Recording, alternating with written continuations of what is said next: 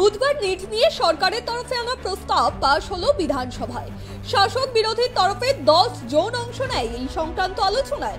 বিরোধী পক্ষের তরফে অশোক লাহিড়ী, শঙ্কর ঘোষ, নওশাদ সিদ্দিকী সহ অনেকেই এই আলোচনায় অংশ নেন। শাসক দলের তরফে শিক্ষামন্ত্রী ব্রাত্য বসু সহ অন্যান্যরাও অংশ নিয়েছিলেন।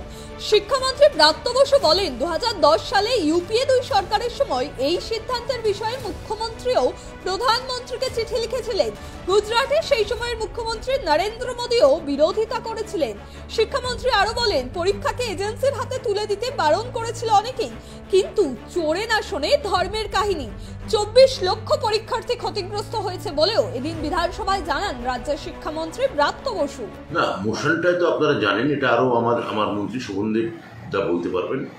উনি মোশনটা তুলেছেন। মোদ্দা কথা আমার যেটা মনে হয়েছে যে কেন্দ্রীয় স্তরে নিট পরীক্ষা নিয়ে যে পরিমাণ অভিযোগ, অস্বচ্ছতা এবং দুর্নীতি, ইতিমধ্যেই গোটা ভারতবর্ষ এটা নিয়ে আলোড়িত হয়েছে। সেটা একটা ভয়াবহ ঘটনা। এইটাই বিধানসভার ওই মোশনের মূল আলোচ্য বিষয় ছিল। নিট নিয়ে বিধানসভায় আলোচনার সামগ্রিক বিষয়টিকে গ্রেস সমস্যা এবং প্রশ্নপত্র ফাঁস দুটি ভাগে ভাগ করে বিস্তারিত আলোচনা করেন এবং বলেন, যা বলা হলো হিমশৈলের চূড়া মাত্র, এর ঘনত্ব অনেক বেশি। নিটের চেয়ারম্যান পদে থাকাকে সন্দেহজনক বলার পাশাপাশি ব্রাত্য বসু বলেন, এ বিষয়ে কেন্দ্রীয় শিক্ষামন্ত্রী সহ অনেকে মুখ খুললেও প্রধানমন্ত্রী কোনো মন্তব্য করেননি। তার দাবি, কেন্দ্র যখন সুষ্ঠুভাবে পরীক্ষার ব্যবস্থা করতে পারছেন না, তখন এই ব্যবস্থা কেন রাজ্যের হাতে ফেরানো হবে না? প্রস্তাবের উপর জবাবি ভাষণ দেন পরিষদীয় মন্ত্রী শোভনদেব চট্টোপাধ্যায়।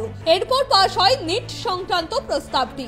যদিও এর আগে বিভিন্ন বিষয় নিয়ে বিধানসভায় আলোচনা করতে চেয়েছিল বিরোধীরা, কিন্তু সেগুলো বিচারাধীন বিষয় বলে আলোচনা করতে দেওয়া হয়নি। তাহলে এই বিষয়টি নিয়ে কিভাবে আলোচনা হলো, এখন এটাই প্রশ্ন বিরোধীদের। ক্যামেরায় সূর্য শঙ্কর অধিকারীর সঙ্গে ত্রয়ন চক্রবর্তীর রিপোর্ট, 5 টিভি বাংলা।